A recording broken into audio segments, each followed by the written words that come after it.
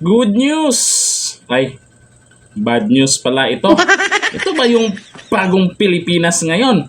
Nako, lagpas. Oo, tama kayo sa narinig nyo, lagpas na sa 15 trillion teto-tet ang kabuang utang ng Pilipinas. Sus talaga. Anyari. Ayon yan sa balita. Kasi may magko-comment na naman dyan. Fake news yan, fake news.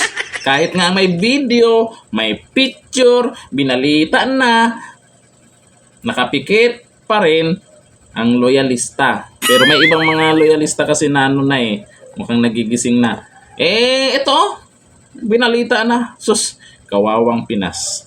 Lagi pinag-uusapan sa budget ng mga bilyon-bilyon, budget sa travel, budget sa ayuda, pansamantala lang naman yon.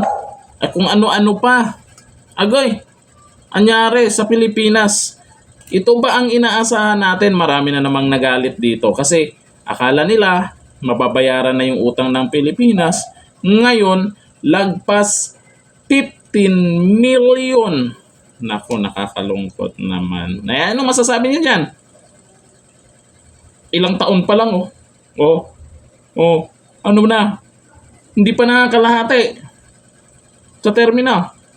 Nako, kung yan ang gusto nyo na magtuloy-tuloy sa posisyon na hindi mapalitan, dahil yun ang sabi nila, kaya pinupush yung Chatcha term extension.